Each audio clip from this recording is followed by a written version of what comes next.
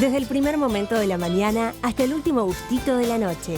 Arcor, alimentando cada momento del día.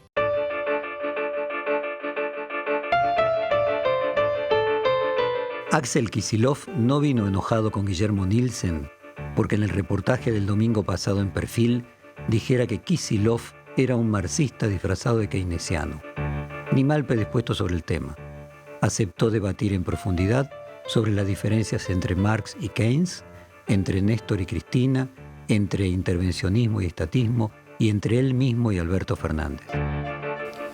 Bueno, Axel, muchas gracias. Además, después de toda la controversia que generó la semana pasada el tema de marxismo, keynesianismo, sé que no es el tema que es lo que a vos más te interesa, así que bueno, te agradezco primero que aceptes charlar un poco sobre este tema y después pasamos a lo actual.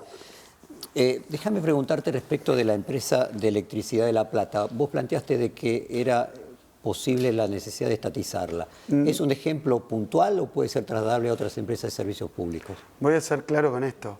Nunca dije eso. Ajá. Me titularon así. Y eso es un poco, creo yo, mi desvelo y lo más ingrato de esta situación de campaña, porque me parece que hay mucho medio de comunicación, sin echarle las culpas y sin ponerme en víctima, pero la verdad que actúa en sintonía con las necesidades del gobierno, del oficialismo. No dije eso, lo que sí dije es que algo anduvo muy mal, 3 días de corte en La Plata, como algo anduvo pésimamente mal también con el corte más grande de la historia argentina, que le ocurrió a Macri, 50 millones de personas sin luz, y entonces yo me puse a mirar los balances. La inversión es menor que en 2015 del sector energético. Menor. Los cortes de luz, como ves, no están ni solucionados ni en vías de solucionarse, porque la inversión es más baja. Ahora, las tarifas son enormes y en dólares. ¿Cómo se resuelve esto? ¿Cómo se puede explicar? ¿Qué magia hay? Ganancias enormes, formidables. Mira, Edelap, la empresa de La Plata, si no me olvidé el número exacto, 1.650 millones de pesos ganó solo el año pasado. 2 años juntos, 3.000 millones de pesos. Es un presupuesto entero de un municipio enorme. Ganancia. Entonces, ¿qué lógica tiene? Hay algo que está mal. Y yo lo que dije, no dije cuál era la solución, porque tampoco es un resorte del gobernador. Pero dije, hay que discutir evidentemente cómo se controlan las empresas, qué hacen con su rentabilidad, si la rentabilidad es razonable. Todos temas que dicen incluso los pliegos con los que en los 90... privatizaron esas empresas. Cuando se privatizan, ya que es un poquito más larga que las entrevistas habituales, aprovecho. Los 90, cuando se privatiza las empresas energéticas, que eran SEGO, eran todas estatales, las parten en 3 pedazos, las que producen la energía, generación, las que la llevan, que es el transporte, y las que la ponen en las casas y en las empresas, que es la distribución. Y dicen, en cada uno de esos segmentos va a haber un mercado competitivo. Y entonces la competencia, como dice la teoría económica, baja el precio, mejora la calidad. A mí no me gusta esta empresa, elijo esa otra y la castigo, y el consumidor es el que controla. Y además hay un aparato de regulación estatal para que cumplan sus compromisos de inversión. Todo eso voló por los aires. Hoy, en la provincia de Buenos Aires, hay más concentración que nunca. 4 empresas del mismo dueño, que explican casi el 70% de la producción. Está mal, no se cumple lo que se dijo que iba a pasar y funciona mal. Entonces hay que revisarlo, es lo que yo dije. La quiere estatizar, es lo que dicen los medios, para generar un fantasma. Claro. Mirá, vengo yo con una sábana encima a estatizar empresas. Pero a ver, si fue ministro de Economía y la verdad que no hice eso, ¿por qué lo vamos a hacer ahora? ¿Por qué lo vamos a hacer ahora? ¿Por qué lo querríamos hacer? Entonces, me da la impresión de que... Ahí hay otro miedo en ese sentido, que es que, bueno, como... Perdón, pero que diga esto, vamos a lo siguiente. Hay que revisarlo. No pueden ganar tanta plata, invertir tan poco y funcionar tan mal y cobrar tan caro. Todo eso está mal. Entonces, la gobernadora Vidal la responsable de todo eso. Es Macri el responsable de todo eso. Hay que cambiarlo. La gente, mira, lo dijo la Corte Suprema, no un órgano de Moscú. La Corte Suprema. Las tarifas tienen que ser razonables, hay que cumplir los pliegos razonables, que la puedas pagar vos, la pueda pagar el hogar, el jubilado, entonces, y que funcione bien. Terminar de sacar esa sábana blanca y los fantasmas. Existe entre esas versiones que tratan de colocarte en una posición que vos decís que no es correcta, y me parece oportuno ahora para aclararlo, de que, bueno, como ya no quedan recursos para hacer redistribución, si el kirchnerismo volviese al gobierno, la otra alternativa ya no sería regular a las empresas, sino estatizar a las empresas. Habrás escuchado estas versiones y me parece que a lo mejor es una buena oportunidad para que lo desmientas, si te parece que es así. Mira, yo no creo que el mejor modo de gestionar o la mejor forma de propiedad de las empresas sea el Estado. No lo creo. Por eso tampoco lo he hecho. Incluso, mira, en el caso de YPF, se estatizó, digamos, se recuperó lo mínimo indispensable, 51% el control. Ahora hay una cuestión judicial con ese tema porque se utilizó la posibilidad de recuperar el control de la compañía y se puso a la cabeza de la compañía a Miguel Galucho, que era un gerente que venía del sector privado, que si algo más lejano hay del comunismo, del estatismo, es Miguel Galucho. Entonces, yo no entiendo en base a qué están diciendo esas cosas. Yo no creo que la propiedad de todos los, menos todavía de las empresas, eso es un desquicio y no ha funcionado. Entonces, incluso hoy un capitalismo muy exitoso, porque el ruso es un capitalismo, claro, pero el chino tampoco apuesta a la propiedad estatal en todos los... Y yo tampoco defiendo el régimen chino. Por eso digo, soy peronista. En la Argentina esas cosas no han funcionado bien. Hay que buscar el mejor modo para cada caso. Y me parece que atribuírmelo a mí tiene que ver con esto. No quieren hablar de lo que pasa. No quieren esa sea una buena oportunidad para dar vuelta a páginas y poder aclarar estos temas, sí, casualmente para poder pasar a los otros con el anterior yo creo cerrado. Que tampoco el empresariado nacional lo cree, porque yo tuve 20.000 reuniones con todos ellos siendo ministro y ahora siendo diputado también. Y nadie me lo dice. Me parece que hay un intento no con los empresarios grandes del país de convencerlos de esto, de que yo les quiero estatizar. Puede ser es correcto lo que vos decís, puede ser a lo mejor con un sentido común más amplio. ¿Sí? Más burgués, si vos querés, más de sí, clase, más clase media. Claro. A ver, pero yo... no soy hijo de profesionales. Ahora, déjame preguntarte en eso. Vos te definís como keynesiano, ¿no? Más allá de la idea que te decían que estabas disfrazado de keynesiano. Y Prat Guy también es keynesiano, al punto tan fanático de que recuerdo que su oficina está toda empapelada con frases de Keynes y fotos de él. ¿Qué es ser keynesiano? ¿Se puede ser como Prat Guy y como vos? ¿Son parte del mismo colectivo? Viste que hay una frase de Perón, porque en un momento se decía todos son peronistas de un modo u otro en Argentina, y la historia le está dando un poco la razón, ¿no? Esa frase en vista a la...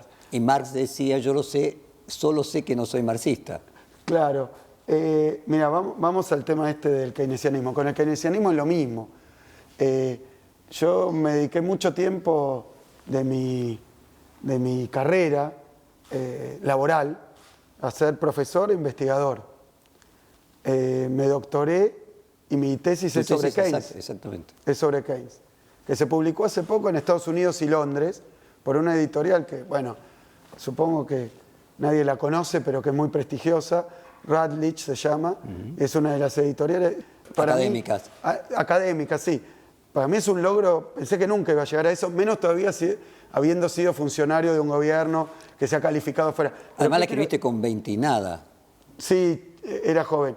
Me doctoré joven y bueno, es horrible hablar de uno, diploma de honor, todas esas cosas. Digo porque tuve una carrera académica muy intensa y una carrera científica muy intensa.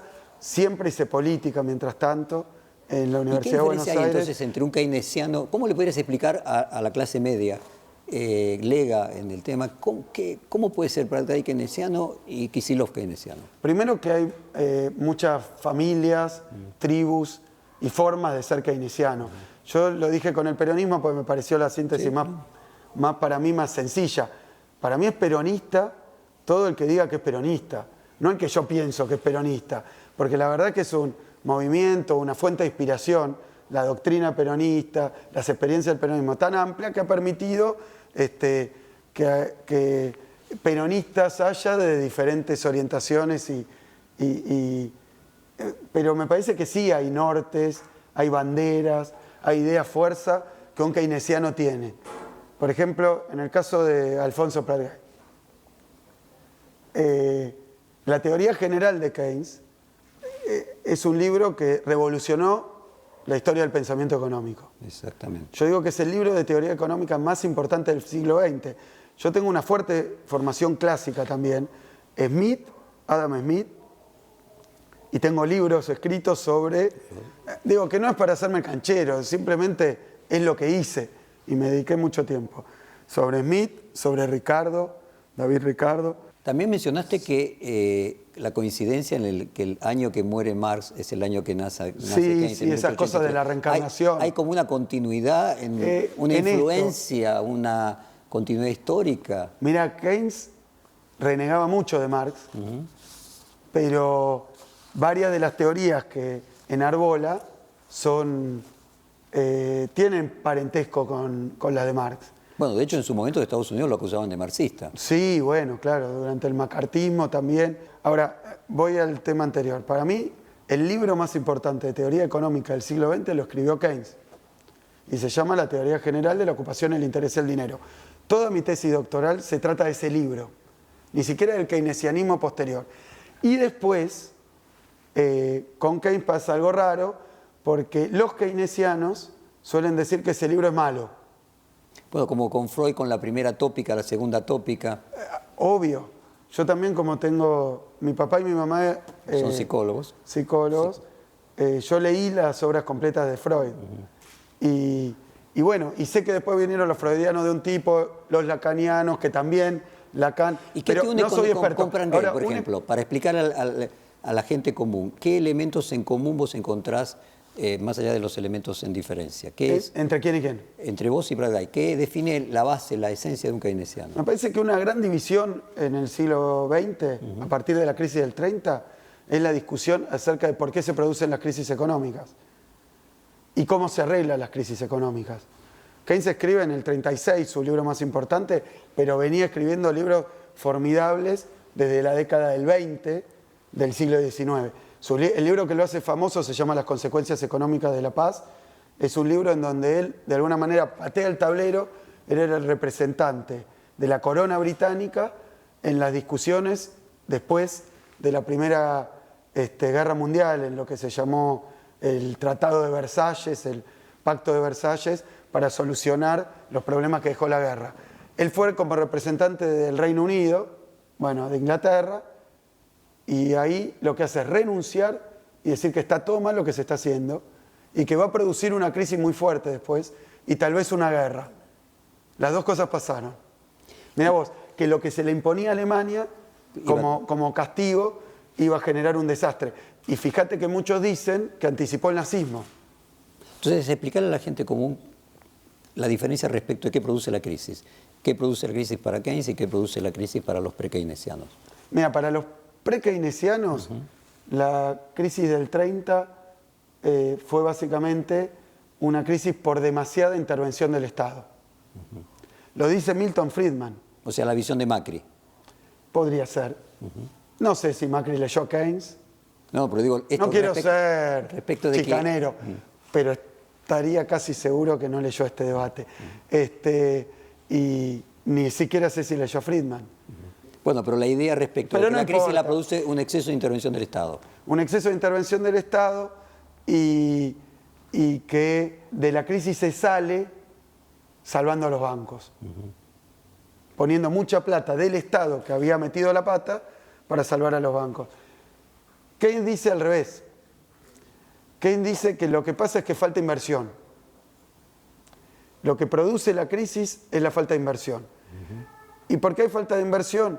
Porque los que tienen que llevar adelante la inversión, que son los empresarios, se guían para invertir por varios factores, varias cuestiones que tienen mucho de psicológico.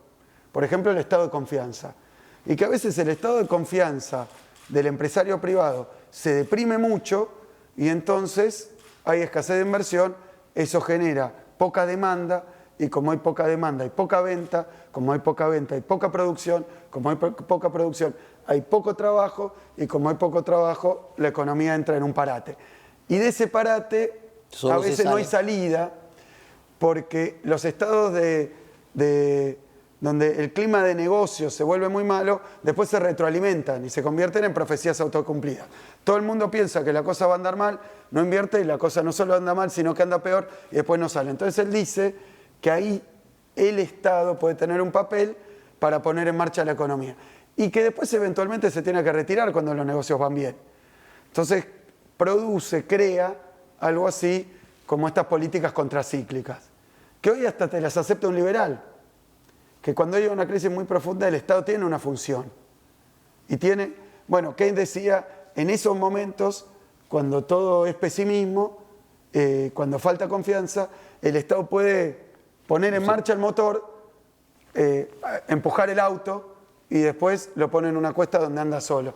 Y me parece que en eso vamos a tener muchísimo. De esos temas, por ejemplo, Marx nunca habló, porque cuando Marx escribe, y yo soy especialista, decía, en historia del pensamiento económico, no te voy a decir, soy el más grande especialista en Adam Smith que existe en la Argentina o en Keynes que existe en la Argentina. No te voy a decir nada de eso. Lo estudié un montón, daba clase de eso, gané concursos para ser profesor titular en la Universidad de Buenos Aires de Historia del Pensamiento Económico. O sea, conozco esos temas, los enseñé mucho tiempo y los trato de usar en función de los problemas que tiene la Argentina. Ahora, si vos me decís qué le pasa hoy a la provincia de Buenos Aires, estas cuestiones sirven, porque yo creo que, claro que sirven, pero no son todo. Cuando Marx escribió, no había Estado como lo conocemos hoy. No existía. Ni el soviético que apareció después. Por eso muchos dicen que lo que se hizo en la Unión Soviética no es marxista.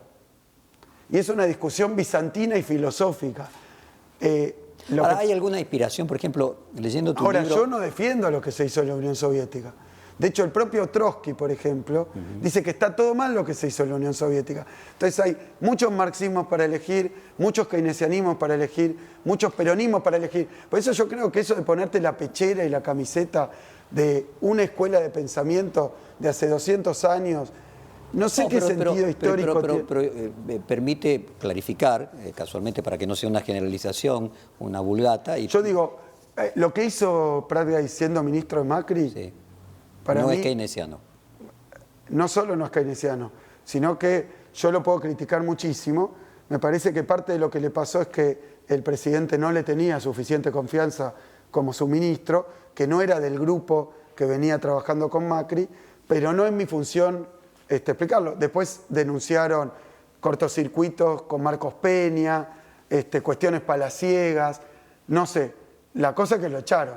Pero decís que el tema de la confianza no se generó, que sería el punto No crucial. sé si este es el punto, habría que preguntarle a ellos. Yo lo que digo es que la política que hizo, sea porque no lo dejaron hacer, porque le impusieron, o porque él mismo no fue keynesiana, para mí. Pero bueno, si él dice que es keynesiana, no se lo voy a discutir. Cualquiera tiene derecho a asumir banderas o ideas o tradiciones. Para terminar este tema, me pregunto, ¿hay algún problema de definirse como marxista? ¿Resta votos? ¿Lo coloca uno en una posición minoritaria como algunos partidos de izquierda? Y déjame hacerte dos comentarios sobre tu libro, ¿Y ahora qué?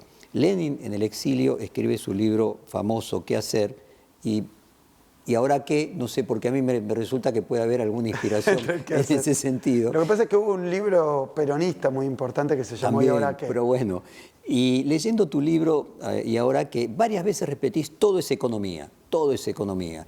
¿Y no es esa la manera de comprender el mundo que tenía Marx, de explicarlo a través de la economía? ¿Y en esa parte hay una influencia de él en tu manera de ver el mundo? Mira, si vos agarrás hoy hay una nueva escuela en Argentina, que en realidad es re vieja porque es más vieja que el marxismo, incluso de ultraliberales que no quieren que haya Banco Central, que discuten estas cosas.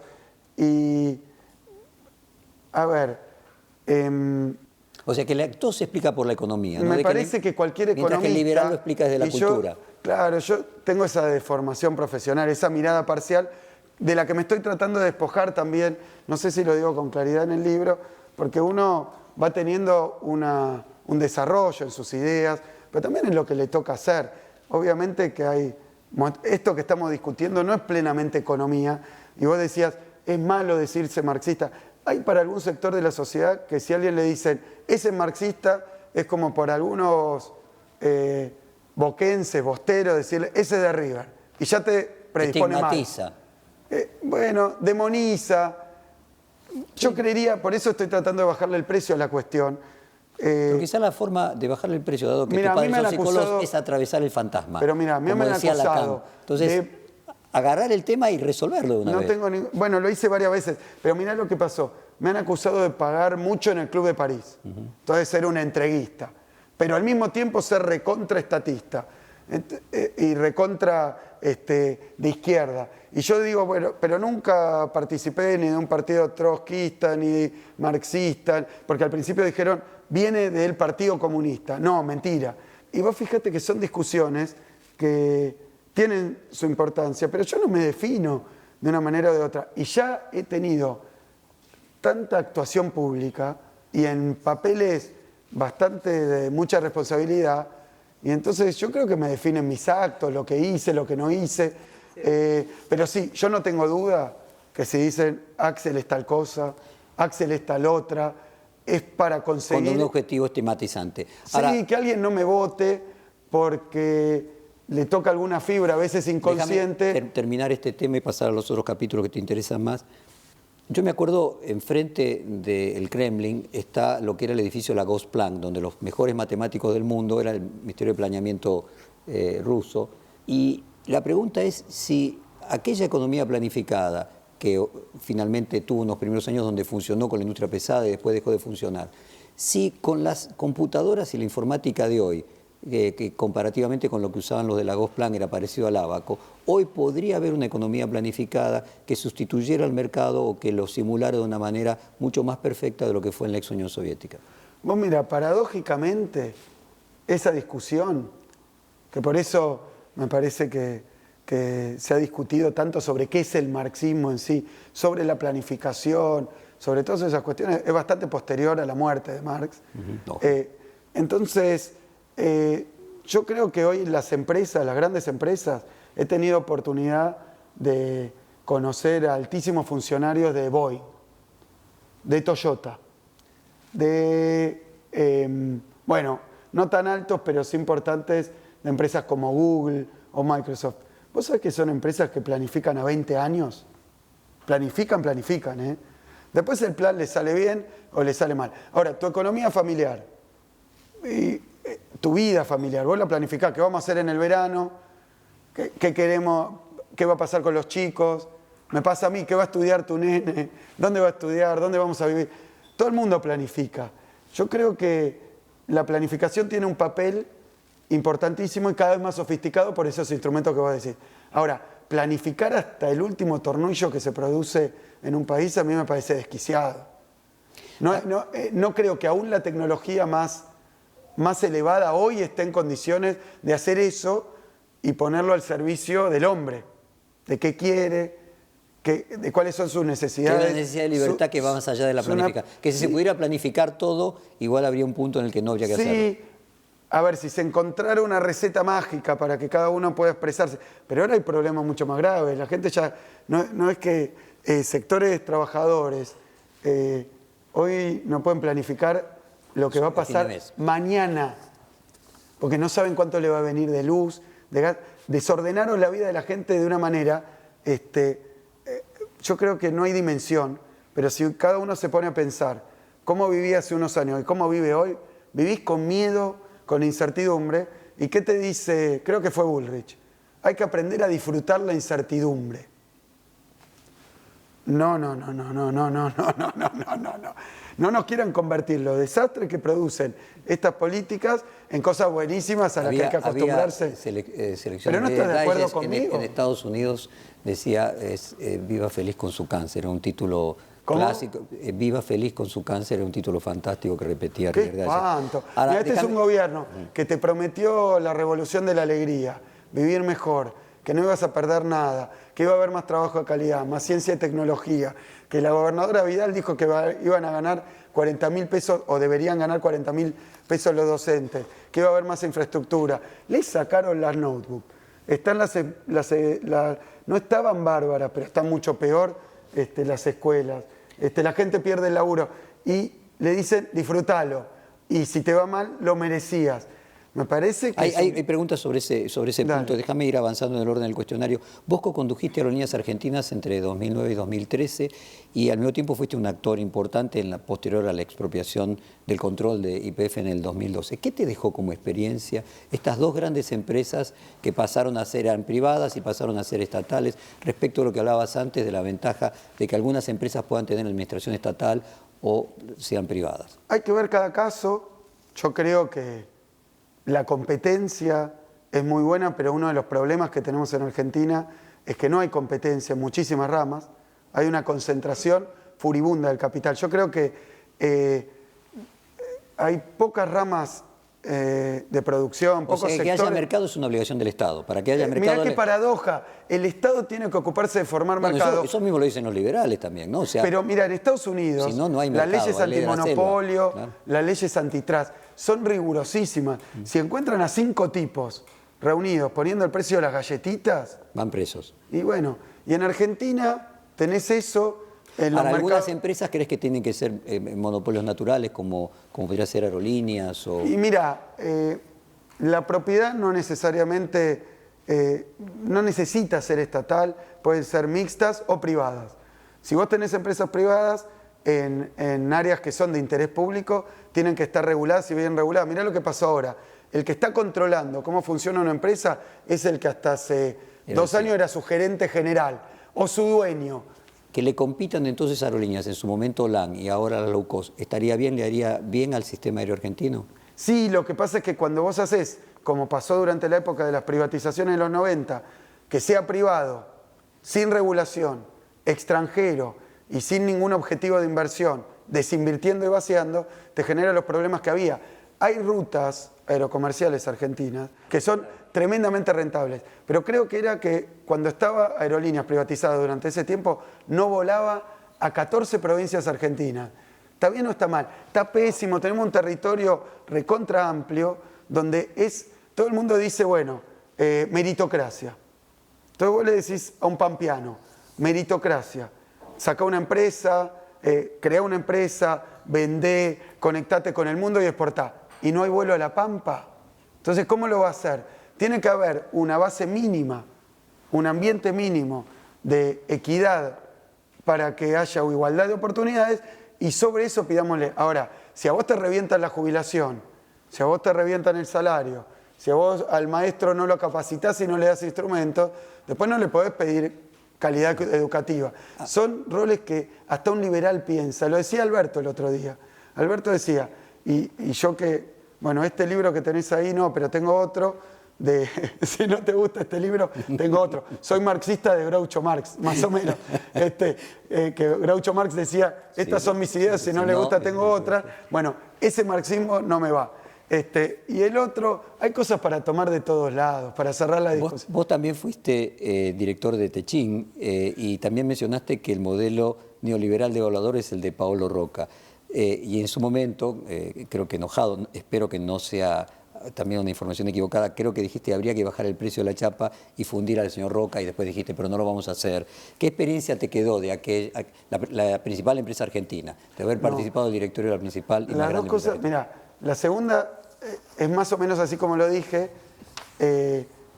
pero no lo dije exactamente así. Lo que dije fue lo siguiente.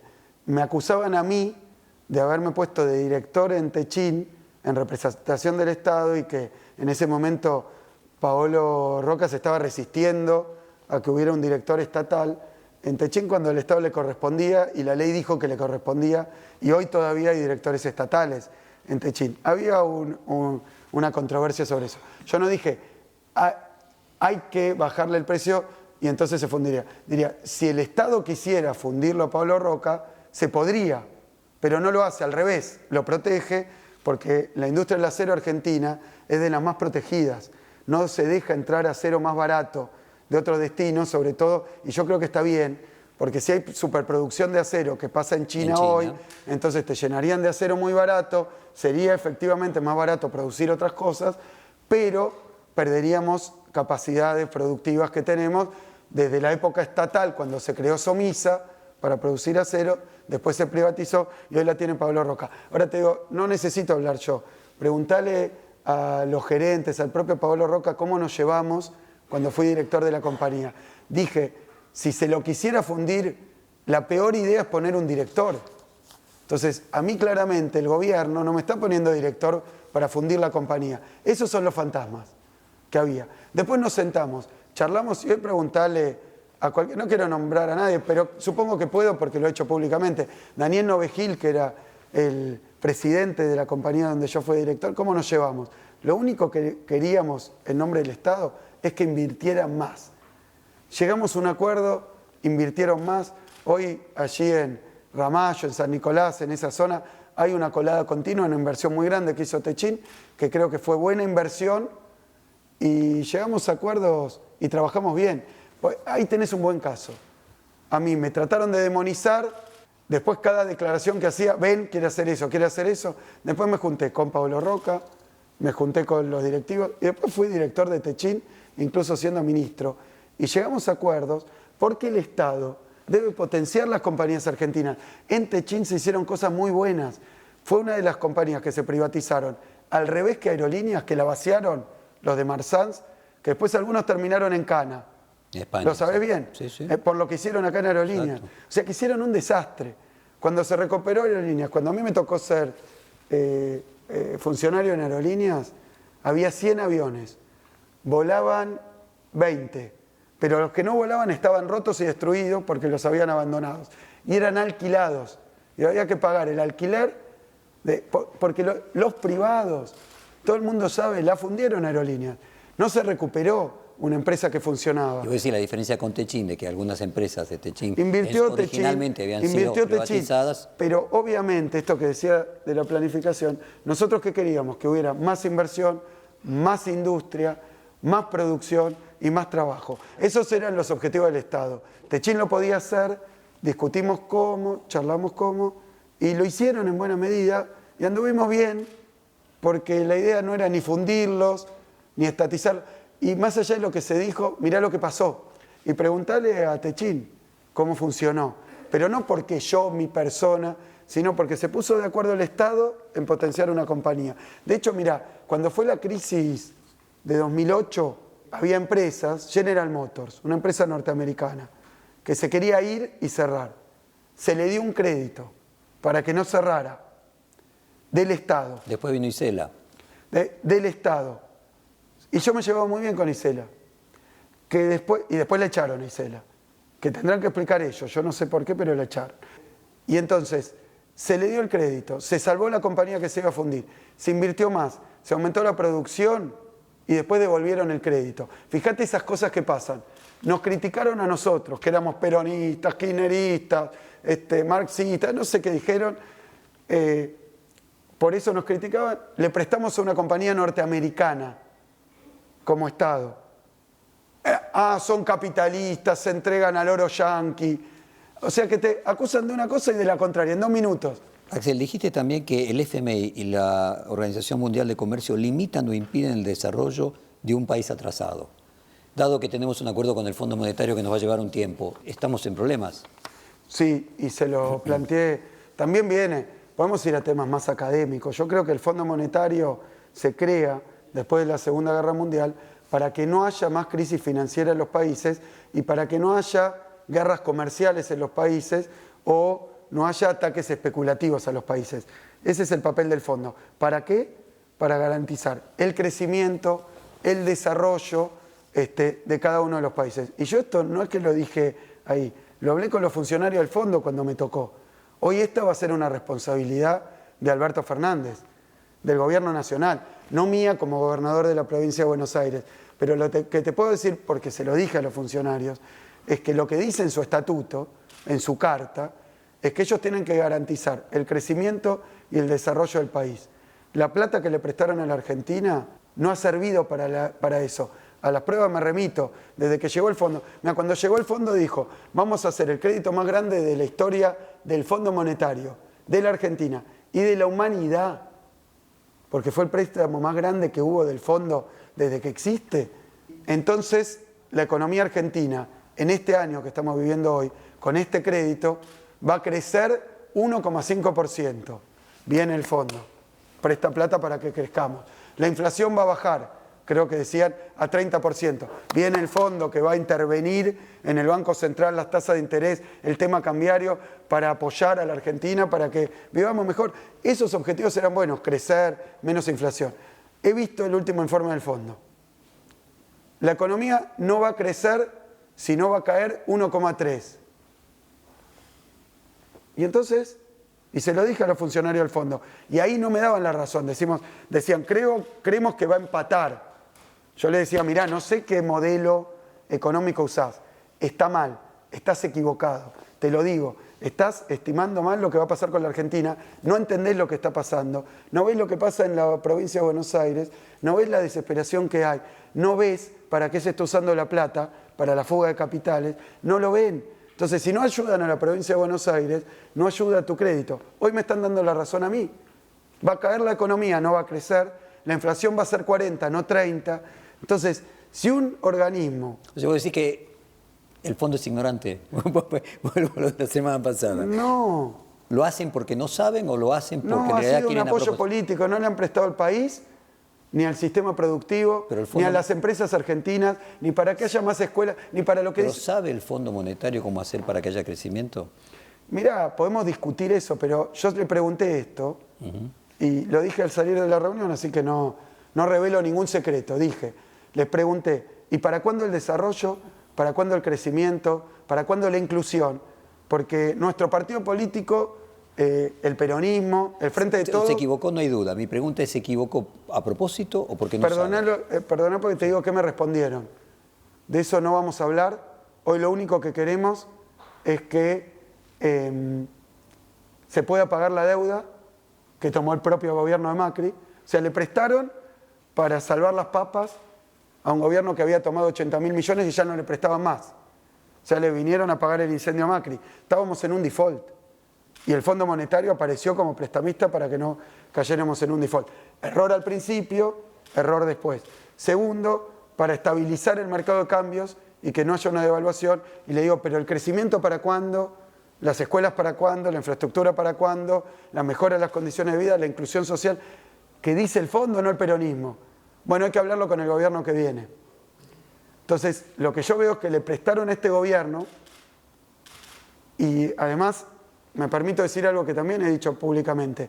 Los países que forman parte del directorio del fondo, como Alemania, como Holanda, estaban muy preocupados con este crédito y tenían razón, porque fue el crédito que se va equivocando, como vos decís, más rápido en la historia del fondo también. El más grande lo han redimensionado, lo han modificado, lo han cambiado 5 veces, a punto tal que hoy ni sabemos qué es lo que está haciendo el fondo en la Argentina. No lo sabemos, porque no nos muestran cuáles son los documentos.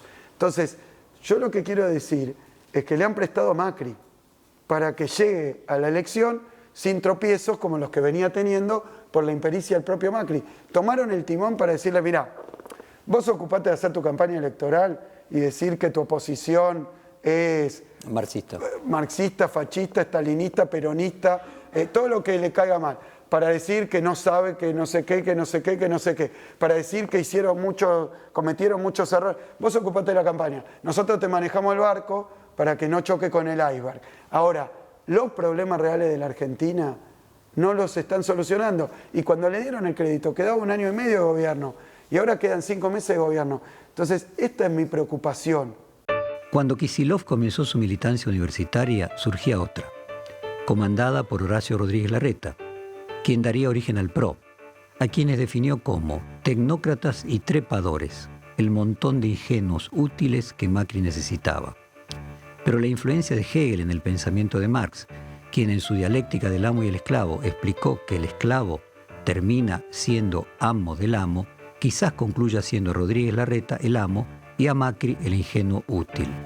Dijiste también que el kirchnerismo es la fase superior del peronismo. ¿Podrías profundizar un poquito esa idea? Entramos ya en peronismo, nos olvidamos de marxismo. Bien. Mira, lo que dije tenía que ver con la etapa actual, que empezaban a decir si Néstor era o no peronista, si Cristina era o no peronista. De nuevo, tirándose banderas por la cabeza. O sea, es una crítica ontológica la que recibe continuamente el campo No, tuyo. me parece que es el intento de basarse en prejuicios y campaña de demonización. El que, a ver, vos filosóficamente, ¿qué sos, Jorge? Kantiano. Kantiano. Entonces yo digo, Jorge es kantiano, dice que es kantiano. Nadie sabe que Katzo es kantiano. Hay kantianos de izquierda y kantianos de derecha. Hay hegelianos que criticaban a Kant. Bueno, eso justo es un tema que estudié. Van a decir es kantiano, hegeliano, y me lo van a tirar Hegel, en la sí. cabeza. ¿Hegel te gusta? Mucho. Bueno, hegeliano. Y Hegel fue el fundador del marxismo. Entonces es marxista también. Y después Marx es el inspirador de Stalin. Es estalinista. Jorge Fontevecchia, el estalinista. Y capaz nadie entiende qué es, pero te lo atribuyen a cosas malas porque después, mira, se reprimió, se mató a mucha gente en nombre de Hegel, Marx y Stalin. Entonces, yo creo que están tratando de discutir esas cosas, que podemos discutirla ahora, pero son temas muy complicados, que el común Entonces, déjame ir a otro de los fantasmas. Pero, ahí. ¿qué es lo que te digo de eso? Trataron de cargar estas palabritas, que son muy controversiales, muy difíciles, porque habrá hasta kirchneristas del primer mandato. Fíjate, hasta esta altura llegamos. ¿Sí? Hay kirchneristas nestoristas, kirchneristas cristinistas del primer mandato. Kirchneristas. Entonces, cuando dicen, sos kirchnerista, por ejemplo, Alberto, ¿será kirchnerista? ¿Nestorista? Nestorista. Entonces, son todas discusiones bizantinas. Ahora, algo las categorías quieren decir, ¿no? ¿Para qué sí, a mí me resulta importante. Un hombre que estudió las ideas. Son largas de, son difíciles de desgranar. En su vulgata pueden llegar a llevar al pensamiento contrario. Por eso es bueno también clarificar. Yo odio esto, odio los dogmas y yo me considero pragmático, con bagaje teórico, pero pragmático. Tengo un problema, le busco la solución y no voy a buscarla en el manual de qué habría que hacer. Nosotros hemos tomado soluciones pragmáticas ante problemas reales. ¿Por qué tiran con estas cosas? Pues no quieren discutir la realidad. Yo no sé si Macri, por ejemplo, nadie le pregunta a Macri si es neoliberal friedmaniano. Y nadie lo quiere discutir. Nadie sabe, la gobernadora Vidal, nadie sabe, porque me parece que uno también podría... Con vos lo plantean. Neoliberal newmaniano, porque fue al colegio Newman. Entonces, y Newman era un párroco que vino a la Argentina, irlandés, que trajo... Nadie le dice, pero entonces vos defendés las ideas del cardenal Newman en la Argentina si está asociada a tantas cosas mal. Fíjate que es una discusión que yo la podría hacer, pero ¿qué haría primero? ¿Qué? Si yo fuera Durán Barba de cabotaje, diría, bueno, digamos que Newman era pésima persona, no lo sé, que se mandó 500.000 macanas. Era pedófilo. 500.000 macanas. Y después digamos que Macri defiende a Newman, para que alguno que no le gusta, capaz, digamos que era... qué sé yo, que no era cristiano de Juan Pablo II. Entonces... Entendí la idea. Entiendo lo que te digo es tirarse libros por la cabeza. En esos fantasmas hay otra que se llama la cámpora. ¿Qué es la cámpora dentro de esa evolución que significa el kirchnerismo dentro del Mira, es una cosa... que bueno, hay algunos libros. Sí. Yo te digo, yo empiezo a ser funcionario, antes de ser de la cámpora de alguna manera, incluso creo que antes, no sé bien la fecha antes de que existiera la cámpora, y yo venía trabajando en teoría económica, en discusión. Sí, no integraste la cámpora en su fundación. Claro, ni fui de la mesa de conducción de la cámpora. Pero se te asocia.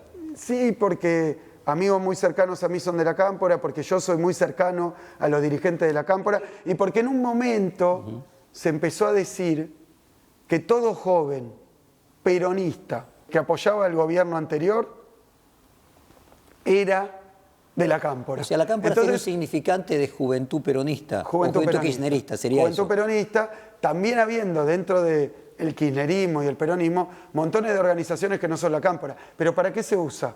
Para algo peor, para tratar de... Primero se demoniza algo, como lo mismo, con Hegel se podría hacer.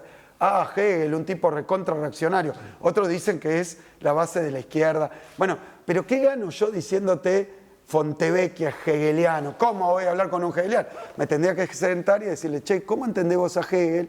Hablaríamos de filosofía clásica alemana un rato larguísimo, y después de eso todos dirían, ¿y eso qué tiene que ver con por ejemplo, sacar a la gente de una situación de indigencia o de pobreza? Yo lo que quiero decir es que se está tratando primero de demonizar. Sí, usar las categorías con un sentido estigmatizante. Ahora, yendo a lo que vos...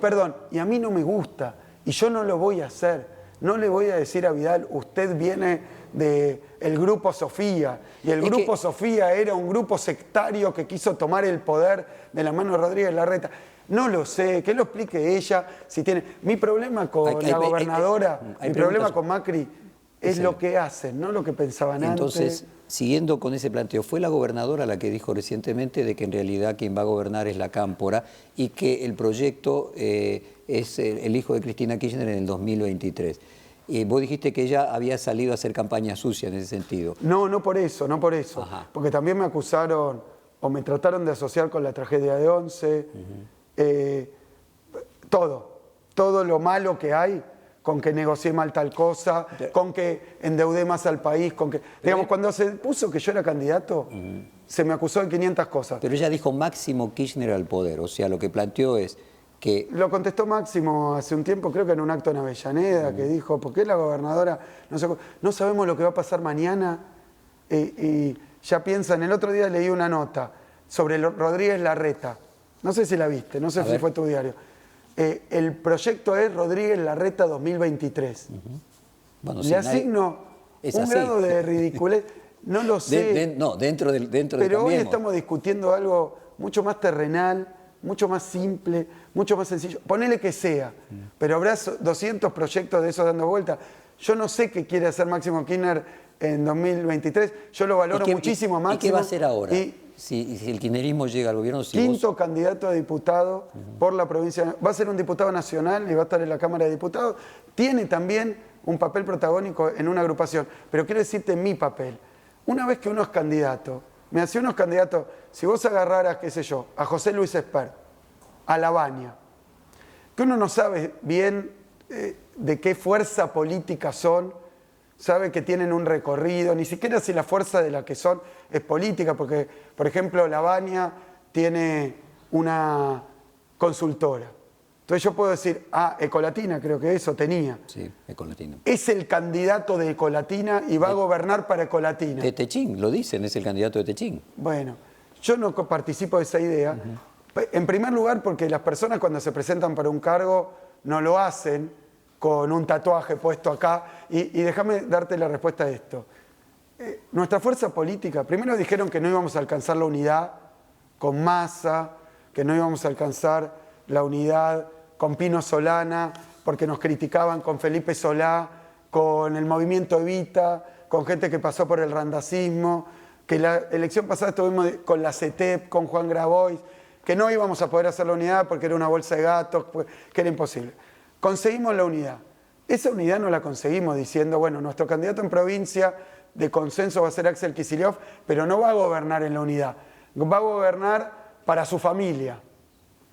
O sea, o para lo que él pensaba, o para un libro de texto de hace 200 años, o para una agrupación política. No, es el candidato de la unidad. O sea que hay acuerdos muy fuertes, ideas muy fuertes que compartimos en la unidad, donde alguna parte de esa unidad piensa una cosa, otra, pero vamos a tratar de gobernar y presentarnos en nombre de la unidad. Peor que eso. O sea que yo hoy no soy el candidato ni mío propio, ni de tal o de cual dirigente. Soy el candidato de una fuerza política que es de las más amplias que hubo en el último tiempo y de las más difíciles de construir esa unidad. Y segundo, si soy gobernador de la provincia, voy a gobernar para los bonaerenses, no para un dirigente o una agrupación, que tienen que estar contenidos, cuya opinión va a importar en el sentido de que somos un frente político, pero que siempre en pos de conseguir los objetivos. O sea, vas a gobernar vos, no sí, la Cámpora, no yo, Máximo Kirchner. Obvio que voy a gobernar yo porque el sistema nuestro pone un gobernador que tiene que tomar decisiones.